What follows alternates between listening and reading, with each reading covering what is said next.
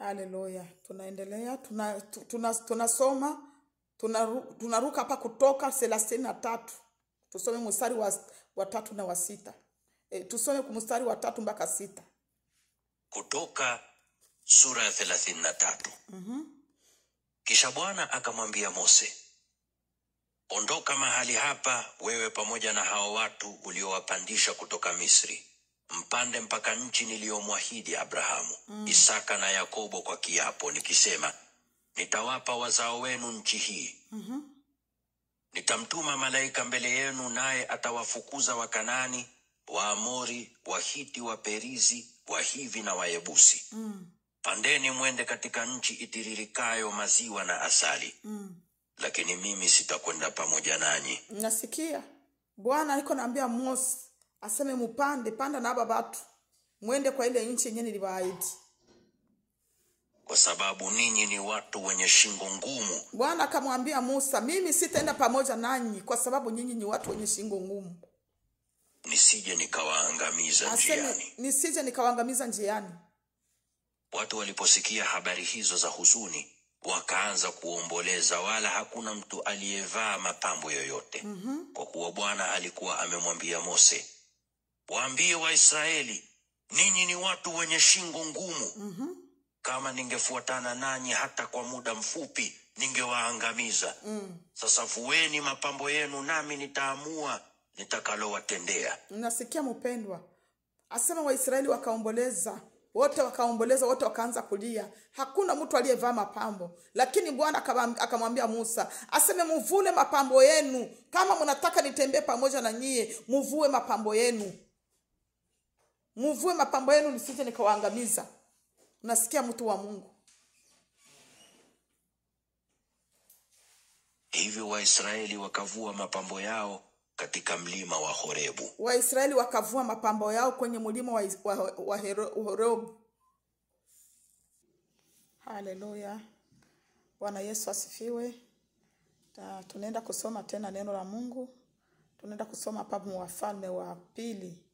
Tusome Wafalme wa Pili mstari wa 17. Tusome hapa kwa mstari wa 7.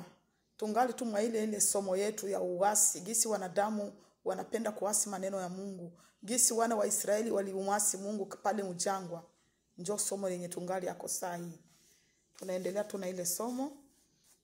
Tusome Wafalme wa Pili mstari wa 17. Tusome hapa kwa 7. Tusome kwa 7, tutasoma mpaka 20. Haleluya. Haya yalitokea kwa sababu Waisraeli walikuwa wametenda dhambi dhidi ya Bwana Mungu wao. Aseme maneno haya yalitokea kwa sababu Waisraeli walitenda dhambi dhidi ya Bwana Mungu wao, ambaye alikuwa amewapandisha kutoka Misri, akiwatoa chini ya utawala wa nguvu wa Farao mfalme wa Misri. Waliabudu miungu mingine na kufuata desturi za mataifa ambayo Bwana wakaabudu miungu mingine, wakafuata desturi ya mataifa wale ambao Bwana aliowakataa, kuwa amewafukuza mbele yao. Wale Bwana alikuwa amewafukuza mbele zao, wakaanza kufuata ile desturi za wale watu, wakaanza kufuata tabia za wale watu, pamoja na desturi ambazo wafalme wa Israeli walizileta. Waisraeli wakafanya vitu kwa siri dhidi ya Bwana Mungu wao. Waisraeli wakaanza kufanya siri dhidi ya Bwana Mungu wao, ambavyo havikuwa sawa. Kuanzia kwenye mnara wa ulinzi hadi kwenye mji wenye maboma, walijijengea wenyewe mahali pa juu pa kuabudia miungu katika miji yao yote. Wakaweka mawe ya kuabudiwa na nguzo za Ashera juu ya kila kilima kirefu na chini ya kila mtu uliotanda. Wakafukiza uvumba kila mahali palipoinuka, kama walivyofanya yale mataifa ambayo Bwana alikuwa amewafukuza mbele yao. Kila mahali kwenye baliona kunainuka, wanafukiza uvumba kama vile wale mataifa Bwana aliofukuza mbele zao. Wakaiga tabia zao, wakaanza kufanya kama vile wale. Mungu atusamee, Mungu aturumie wanadamu, tuko waasi. Wakafanya mambo maovu ambayo yalimghadhabisha Bwana. Wakaabudu sanamu, ingawa Bwana alikuwa amesema msifanye mambo haya. Wakafanya mambo ya kumghadhibisha Bwana, wakaanza kuabudu sanamu ile ambao Bwana alikuwa amebakataza. Mungu alikuwa amebakataza.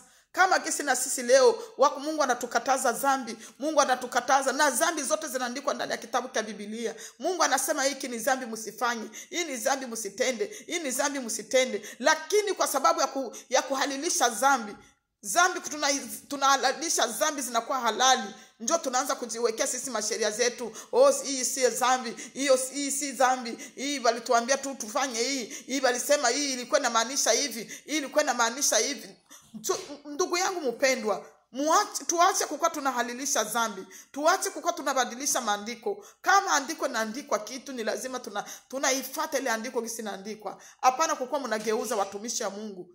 Hapana kuwa mnatafsiri neno la Mungu. Maandiko yanasema wewe mtumishi wa Mungu mwenye uko unabadilisha maandiko na unaitafsiri gisi haiandikiwe. Mungu anasema mwenye atapunguza mstari ndani ya kitabu cha Biblia, Mungu atamupunguzia uzima wa milele.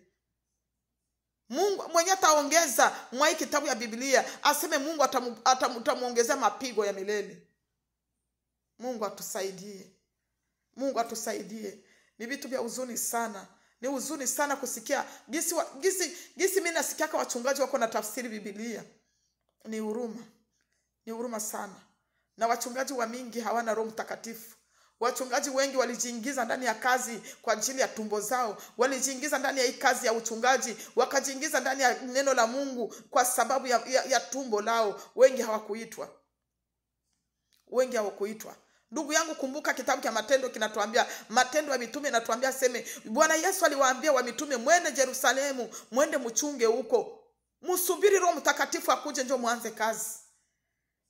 Kama hauna Roho Mtakatifu mchungaji, mtumishi wa Mungu, kama hauna Roho Mtakatifu, hauruhusiwa kufanya kazi ya Mungu. Hauruhusiwa kufundisha watu wa Mungu, kwa sababu utakuwa unafundisha vitu vya kutoka mawazo yako. Utakuwa na tafsiri Biblia mubaya. Roho Mtakatifu ndio mtafsiri mwenyewe, anaendaka na tutafsiria hili neno. Ni Roho Mtakatifu mpendwa. Wewe mchungaji mwenyewe ulijiita kwa kazi ya uchungaji, unajiita kwa kazi ya uchungaji kwa sababu tu ya tumbo lako, kwa sababu tu ya kutafuta mapato yako. Njoo maana mko na tafsiri Biblia mubaya, njoo maana mko na tafsiria maandiko mubaya. Unaacha gisi andiko linaongelea, wewe unaongea vyako. Unaacha gisi andiko linasema, wewe unasema vyako. Mungu atuhurumie. Mungu atusamee. Bwana akaonya Israeli na Yuda kupitia kwa manabii na waonaji wake wote. Acheni njia zenu mbaya. Zishikeni amri na maagizo yangu. Bwana akasema nyie, mwache njia zenu mbaya.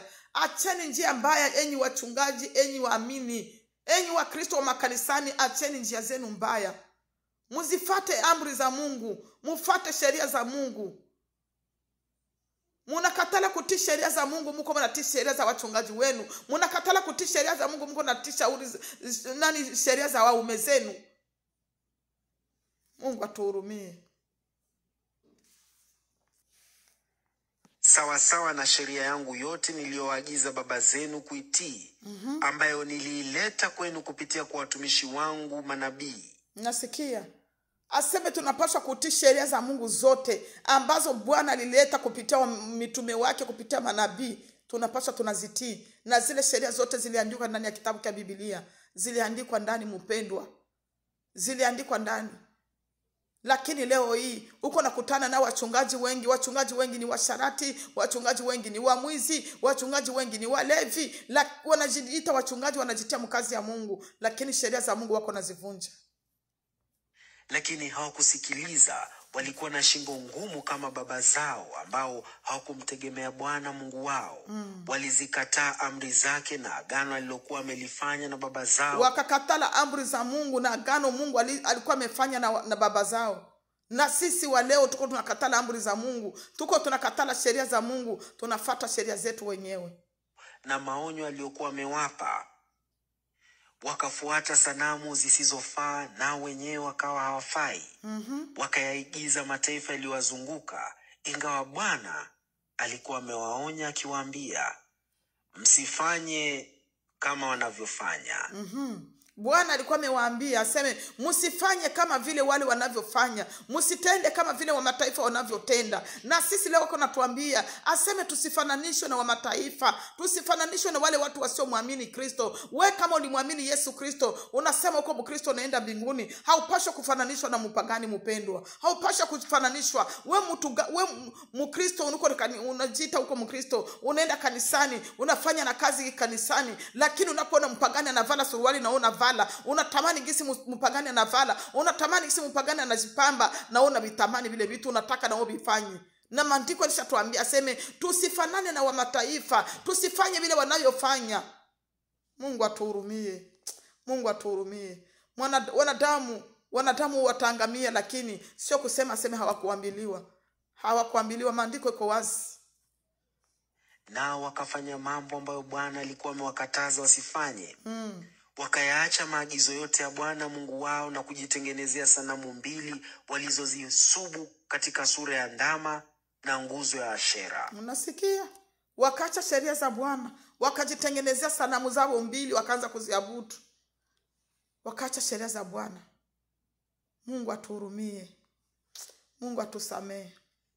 Wakasujudia mianga yote angani, wakamtumikia Baali, wakawatoa kafara wana wao na mabinti zao katika moto, wakafanya uaguzi na uchawi, nao wakajiuza wenyewe katika kutenda uovu machoni pa Bwana, wakamghadhabisha.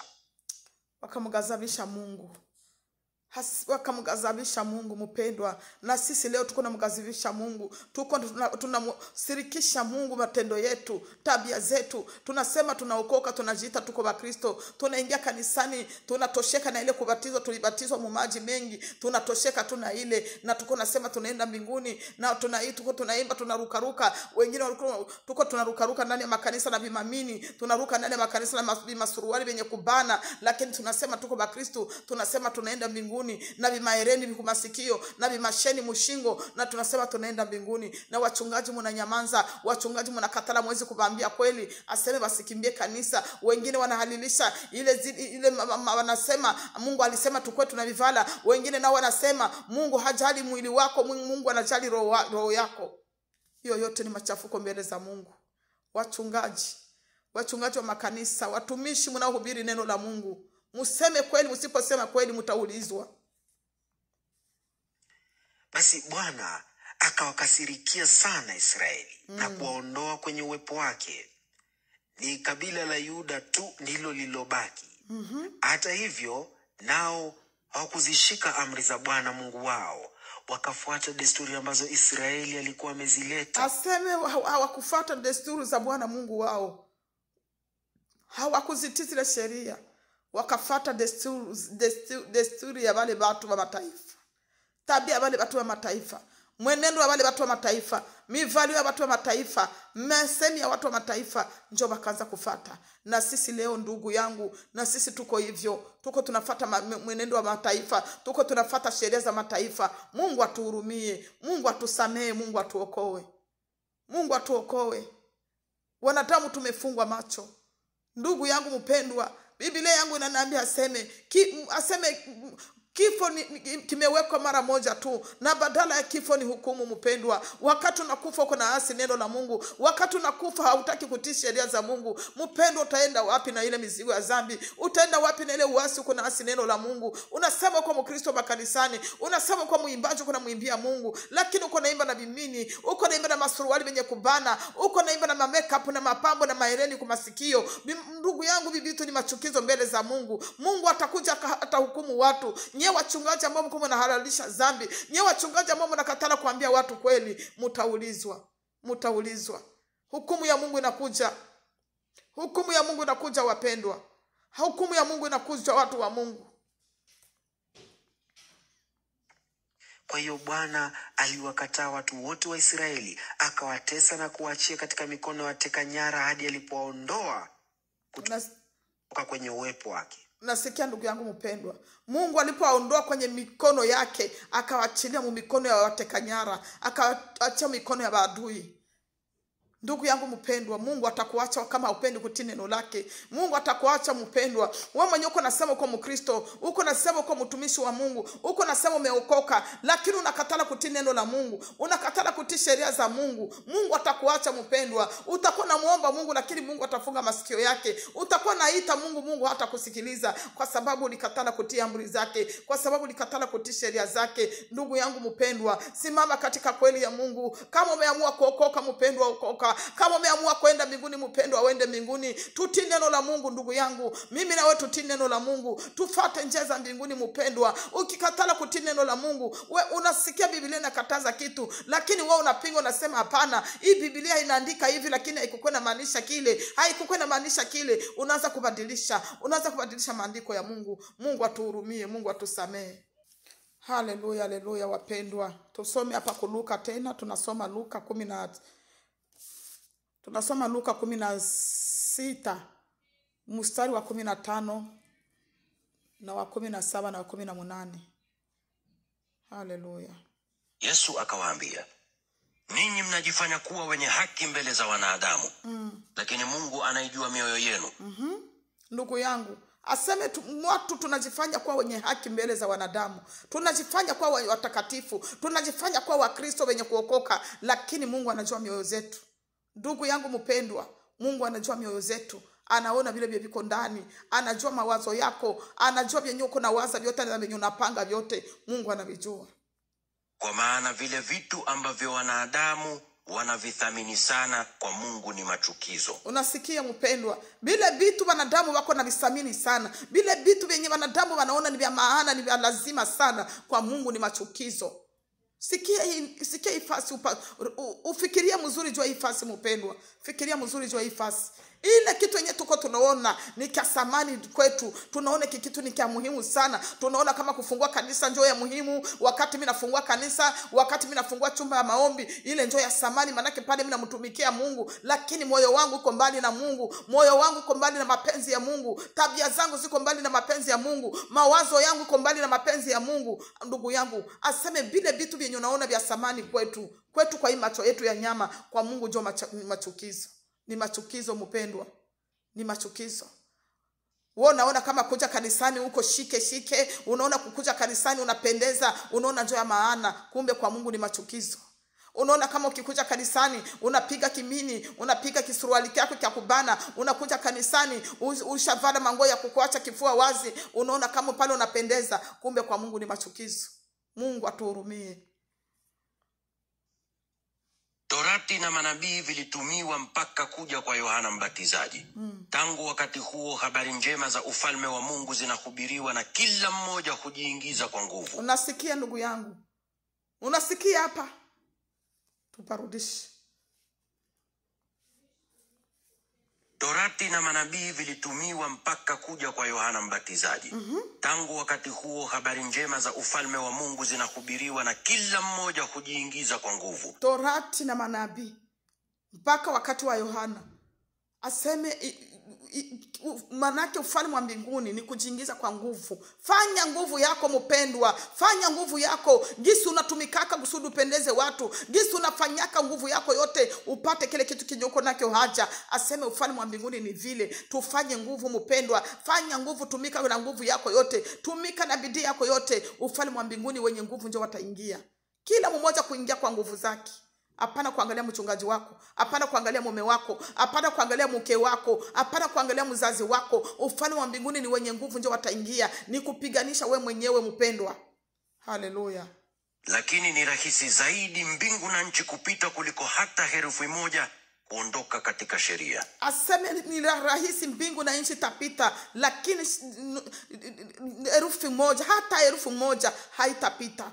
Hivi vyote vinaandikwa mu Biblia vitatimilika mpendwa. Vitatimilika. Vyote venyewe viliandikwa, vyote vitatimilika. Na wakati tutafika pale mbele ya kiti cha hukumu, tutafunguliwa vitabu. Maandiko yanatuambia vitabu vitafunguliwa katika kitabu cha Ufunuo. Vitabu vitafunguliwa.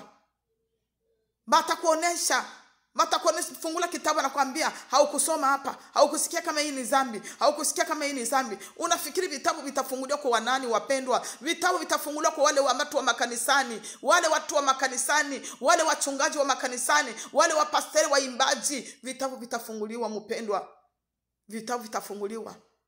Sijui kama vile vitabu vitafunguliwa kwa wapagani, sijui, lakini mimi naamini ya kwamba vitabu vitafunguliwa kwa wale watu waliosema Yesu Kristo ni Bwana, wale watu walioamini, wale watu walioenda kanisani, wale watu walikuwa wanaimba, walikuwa nahubiri. Watawafungulia kitabu, watamwambia haukusoma hii, usikie kama hii ni dhambi, au kusikia kama hapa hii ni wanaikataza. Vitabu vitafunguliwa mpendwa. Kwa hiyo ndugu yangu, sikiliza neno la Mungu, ili neno likuokoe, ili neno likubadilishe. Kamata uamuzi siku ya leo, wewe na mimi tufate wokovu ya kweli, tutoke mu Ukristo ya kimwili, tuingie mu Ukristo ya kweli. Mungu akusaidie ndugu yangu, ili neno likusaidie kwa jina la Yesu Kristo. Amen.